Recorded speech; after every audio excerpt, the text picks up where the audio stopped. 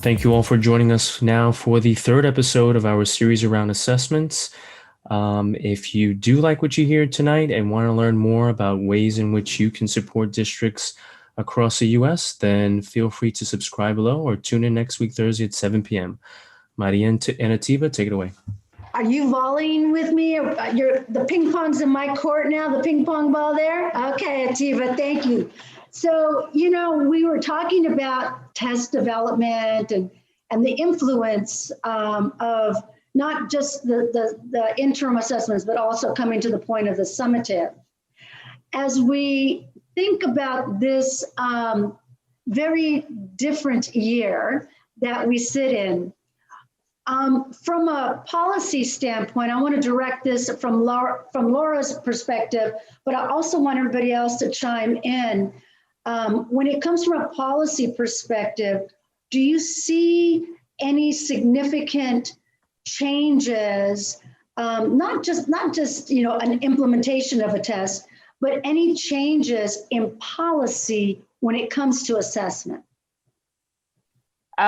So the secretary put out about 2 weeks ago a letter and then followed up with some guidance. And the letter essentially said that the federal requirement to administer the annual assessments in grades 3 through 8, once in high school in reading, language, arts, and math, that would not be waived as it was for the 1920 school year.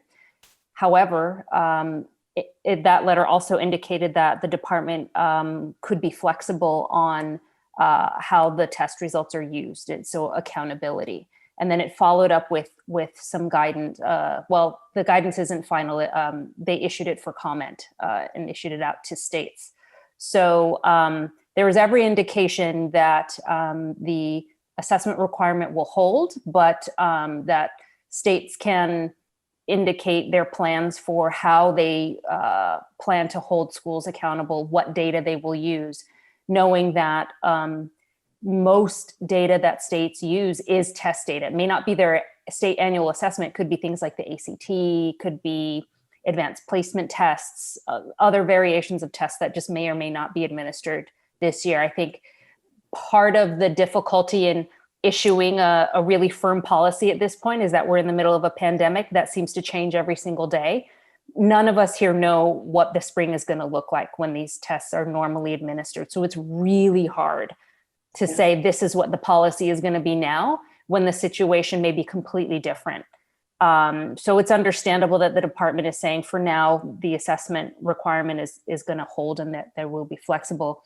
If you're talking longer term policy, I do think that the annual assessment will remain, certainly for now, but I do think that there is potential for a conversation about what could assessments look like to be much more useful to policymakers, administrators, and to teachers. And how do we have that conversation about what assessments can look like in a system that is frankly more useful for everybody? So that begs the question though, right guys, that if sometimes you got to be careful what you ask for. And so if you're asking for the feds to step in and create something that is more for teacher use, now they're in the classroom. And we all know within this Zoom room and beyond that every state is different. Every classroom in a district is different. I remember as a principal, I would say, hey, we've got to address these standards and whatnot, and then I get some, a little bit of pushback sometimes about who are you to tell me what I'm teaching? So there are a lot of moving parts and a lot of opposing views. And so we've got to be cognizant of that, about what are we asking from the feds? What are your thoughts about that?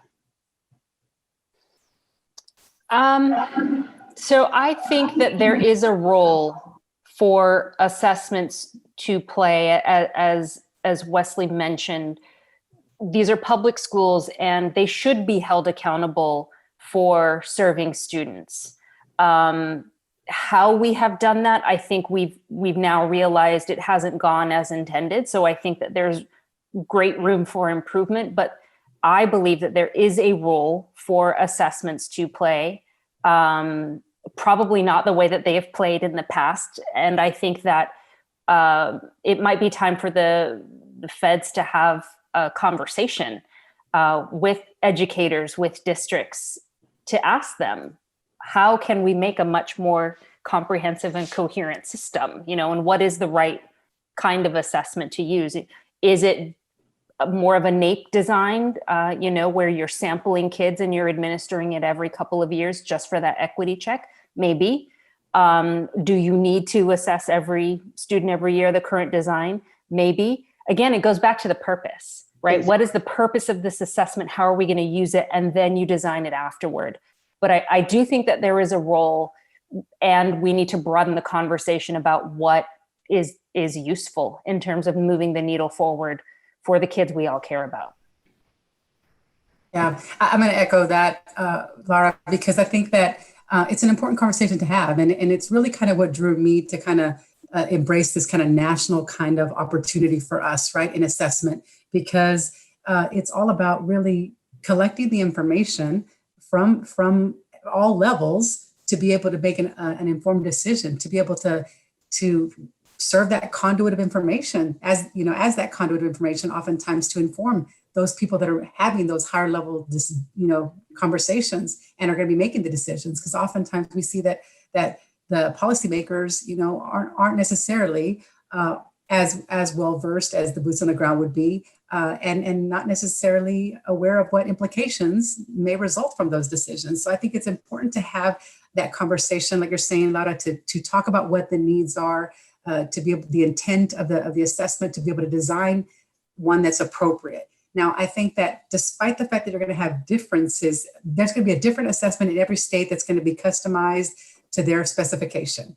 But there's common ground within that. We all want it to inform instruction. We want to make sure that it's going to provide us the information we need to make decisions in regards to progress and be able to kind of learn about what the students are learning. And so I think that common ground, and that is the conversation, and it's where you start to be able to say, okay, what we all have that in common, the intent of the assessment itself. And then you have the issues of equity that are going to resonate across the nation. I mean, across the world. We know that there are going to be specific needs that we need to address in regards to racial minority inequality, to those students that are from low socioeconomic, backgrounds, yep, for ELLs, for all the populations that we know.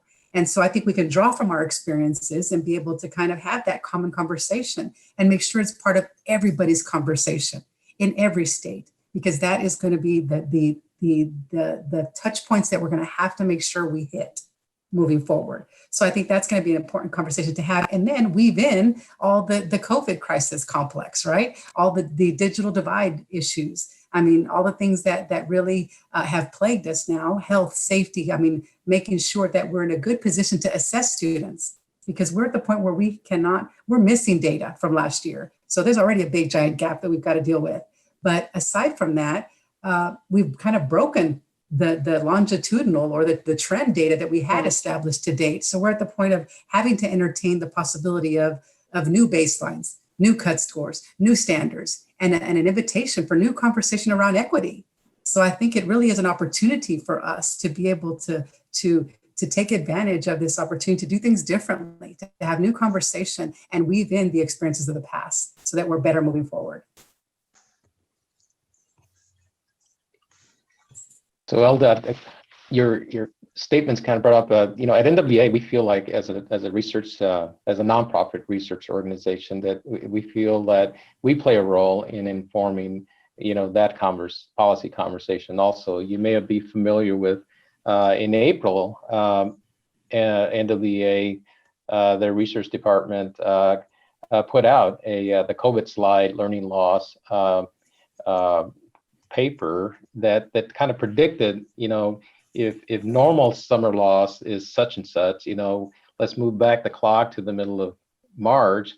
So what would be the learning loss for students if they were to come back to school in the fall? and that was socialized across the country, and that it really helped many school districts and policymakers think about, well, do we need to think differently about these assessment expectations or accountability expectations, support expectations for these students. So in a few weeks, we'll be releasing, well, what was the impact? We said that in mathematics, on average, there will be a learning loss of about 50%, and in reading, 30%. So what was the real impact? And so all of our school districts that use our assessment, well, they already have the data. And so they know about their district. But in a few weeks, we're going to be releasing a webinar that kind of talks about the impact across the country on that learning loss. And again, it's kind of a public service that we do with our research group, because we feel like, decisions are going to be made about how education, for instance, is going to be funded. Every state is impacted in different ways. The longer the shutdown, the less the economy is kind of genning up. And of course, that means less tax revenue. So when you have limited dollars, the thing you don't want to sacrifice are these children that are already being impacted with a learning loss. Yep. And so we feel our role is to help inform policymakers with real data on the research of the COVID slide. And Pete, relative to that, by the way, the panel, I thought great answers for this, but I wanted to go in a little different direction, Pete, with what you just said. Not only the COVID slide, the loss of learning, but the social emotional wellness of students and the adults serving them. We've really got to be thinking about any of these assessments and the impact that's going to have on the wellness of our students, how much we're testing them, how we're using those tests. And right now in this country, what do we need to know most? This gets back to the why, right? What do we really need to know most to best serve these students and educators? And let's do that. Absolutely. And you know what? That's a great way to round out our time. And, I can't thank you enough for spending the time that you did with us and just touching on this subject of assessments. We want to thank you for being a part of True Talk Thursday tonight. We're going to have a second series next week, and we hope that we'll see you then. Atiba, how do you want to bid us farewell tonight? Well, I'll end by being the devil's advocate. I learned to drive on a stick shift car, and it was required for me to take this test on a stick shift car. I love it. I knew I had to stop the car on a hill, move the car up without reversing, without stalling. And that was part of an assessment. It seems to me that we need to know what we need to know and demonstrate that we know what we are supposed to learn. And we've gotten away from that. And I'd just like to thank our 4 panelists who have really brought us back to focus on the why and the how of assessment. Yes. And that we can reach out to those who make the decisions in school districts and state levels so that they would know that there is still beauty in learning and demonstrating that we have learned what we're supposed to learn. Well said, my friend. Thank you. Hey there, and don't forget, if you like what you hear and want to gain some more insight into what school districts are facing now, then tune in every Thursday at 7 p.m. or subscribe below. We thank you for joining us, and we look forward to seeing you next week. Have a great night.